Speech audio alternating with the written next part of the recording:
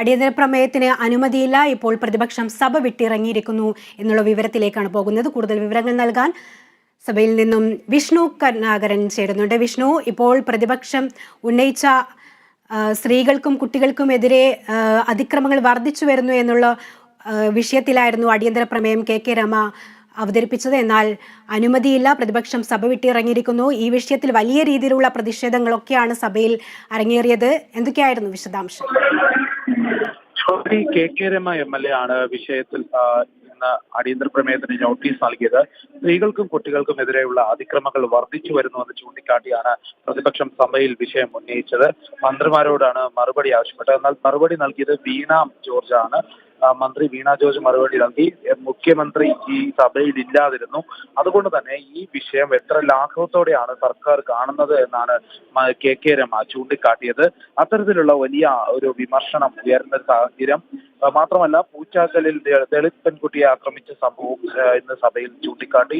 പ്രതികളെ പോലീസ് പിടികൂടുന്നില്ല, പ്രതി CPM-കാരനായതുകൊണ്ട് പ്രതിയെ പോലീസ് പിടികൂടാതെയാണ് മുന്നോട്ട് പോകുന്നത് എന്നും പ്രതിപക്ഷം കുറ്റപ്പെടുത്തി. വിദ്യാർത്ഥികളുടെ അശ്ലീല ചിത്രങ്ങൾ പ്രചരിപ്പിച്ച വിഷയത്തിലും ഇത്തരം കേസുകളിൽ പ്രതിയായ CPM SFI പ്രവർത്തകരെ സർക്കാർ സംരക്ഷിക്കുന്ന നിലപാടാണ് സ്വീകരിക്കുന്നതെന്നും കെ രമ വിമർശിച്ചു. അതോടൊപ്പം തന്നെ ക്രിക്കറ്റ് അസോസിയേഷനുള്ളിലെ കോച്ച് കുട്ടികളെ ബലാത്സംഗം ചെയ്ത പീഡിപ്പിച്ച വിഷയങ്ങളിൽ തന്നെ നേരത്തെ ഒത്തുതീർപ്പായിട്ടും അവർ ഈ തൊഴിലിൽ തുടർന്നു.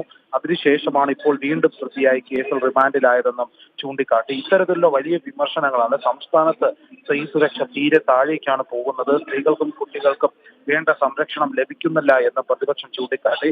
ഇതിന് മറുപടിയായി മന്ത്രി വീണ ജോർജ് അറിയിച്ചതും ഇത്തരത്തിലാണ്. അതായത് ഇതിന് എന്ത് തരത്തിലുള്ള വിഷയമായാലും മുഖം നോക്കാതെ നടപടിയെടുക്കുന്ന സർക്കാരാണുള്ളത്. സ്ത്രീകൾക്കും കുട്ടികൾക്കെതിരായ അതിക്രമത്തിൽ സർക്കാരിന് ഒരു നിലപാടേ ഉള്ളൂ, മുഖം നോക്കാതെ നടപടിയെടുക്കും.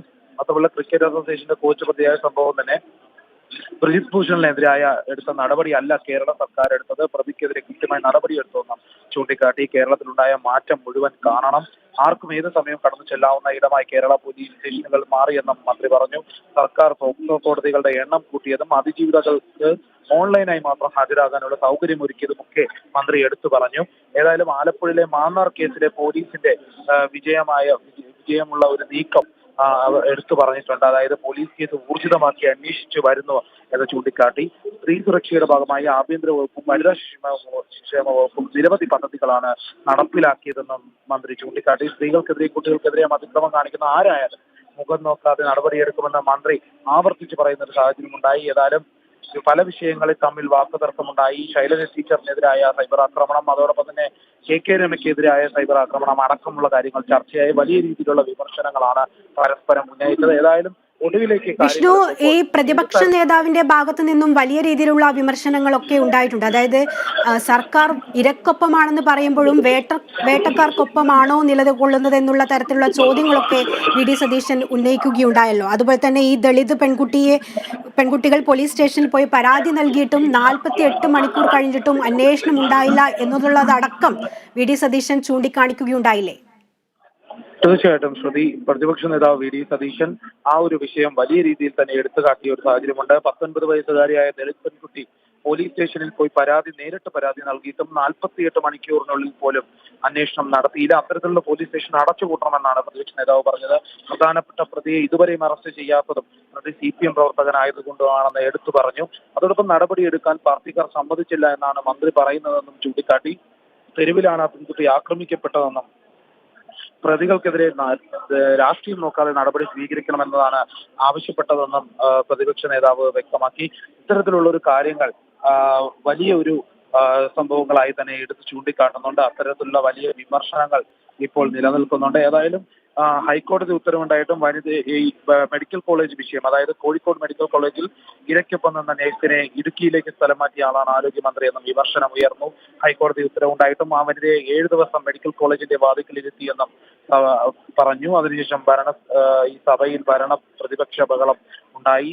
VD സതീശൻ മറ്റൊരു കാര്യം കൂടി പറഞ്ഞിരുന്നു. AISF വനിതാ നേതാവിനെ അധിക്ഷേപിച്ചയാളാണ് പ്രമോഷൻ വാങ്ങി ഇപ്പോൾ SFI സെക്രട്ടറി ആയതെന്നും അങ്ങനെ ഒരാളെ അതിന്റെ തലപ്പത്ത് ഇരുത്തിയ സർക്കാരാണ് ഇവരെന്നും ചൂണ്ടിക്കാണിച്ചു.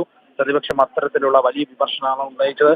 ഏതായാലും അതിൽ പ്രതിപക്ഷം ആ, ഈ സഭയിൽ ഈ വിഷയം ചർച്ച ചെയ്യാൻ അനുവദിക്കാത്തത് കൊണ്ട് തന്നെ പ്രതിപക്ഷം സഭയിൽ നിന്ന് ഇറങ്ങുന്ന സാഹചര്യമാണ് ഉണ്ടായത്. അതിന് പിന്നാലെയാണ് കെ ശൈലജ ടീച്ചർ നേരിട്ട ബുദ്ധിമുട്ടുകളിൽ പരസ്യമായി കെ രമ മാപ്പ് പറഞ്ഞു. RMP നേതാവിന്റെ പരാമർശത്തിലാണ് മാപ്പ് പറഞ്ഞത്. ഇത്തരത്തിലുള്ള നടപടികളെല്ലാം ആണ് പറഞ്ഞത്. ഏതായാലും വലിയ രീതിയിലുള്ള ഒടുവിലും ആരോഗ്യമന്ത്രി അറിയിച്ചത് തന്നെയാണ്, വനിതകൾക്ക് കൃത്യമായി സുരക്ഷിതത്വം ഉണ്ടാകും, പ്രതികൾ ആരായാലും മുഖം നോക്കാതെ നടപടിയെടുക്കുമെന്നും വീണ്ടും ആവർത്തിച്ചു. വ്യക്തമാണ്. എന്തായാലും പ്രതിപക്ഷ ഭരണപക്ഷ വലിയ രീതിയിലുള്ള ബഹളമാണ് ഈ വിഷയത്തിൽ സഭയിൽ നടന്നത്. സംസ്ഥാനത്തെ സ്ത്രീകൾക്കും കുട്ടികൾക്കും എതിരെ അതിക്രമങ്ങൾ വർദ്ധിച്ചു എന്നുള്ള തരത്തിലുള്ള പ്രതിപക്ഷ നിയമസഭയിൽ ഉന്നയിച്ചത്. വലിയ രീതിയിലുള്ള വിമർശനങ്ങളാണ് VD സതീശനും അതുപോലെ തന്നെ കെ രമ MLA ഉന്നയിച്ചത്. ഇരക്കൊപ്പമാണെന്ന് പറയുമ്പോഴും വേട്ടക്കാർക്കൊപ്പമാണ് സർക്കാർ നിലകൊള്ളുന്നതെന്നും VD സതീശൻ ഉന്നയിക്കുകയുണ്ടായി. അതുപോലെ തന്നെ 19 വയസ്സുകാരിയായ ഒരു ദളിത് പെൺകുട്ടികൾ പോലീസ് സ്റ്റേഷനിൽ പോയി പരാതി നൽകിയിട്ടും 48 മണിക്കൂറിനുള്ളിൽ ഒരു അന്വേഷണം നടത്തിയില്ലെന്നും അദ്ദേഹം ചൂണ്ടിക്കാട്ടുകയുണ്ടായി. ഇത്തരം പോലീസ് സ്റ്റേഷനുകൾ അടച്ചുപൂട്ടണമെന്നും അദ്ദേഹം വലിയ രീതിയിലുള്ള വിമർശനം സഭയിൽ ഉന്നയിക്കുകയുണ്ടായി. അതുപോലെ തന്നെ പ്രധാനപ്പെട്ട ഈ കേസുകളിലെല്ലാം CPM പ്രവർത്തകരാണ് പ്രതികളാകുന്നു എന്നുള്ള കാര്യങ്ങൾ കൂടി കെ രമ സഭയിൽ ഉന്നയിക്കുകയുണ്ടായി. ഇപ്പോൾ അടിയന്തര പ്രമേയത്തിന് അനുമതി നിഷേധിച്ചതിനെ തുടർന്ന് പ്രതിപക്ഷം സഭ വിട്ടിറങ്ങിയിരിക്കുകയാണ്.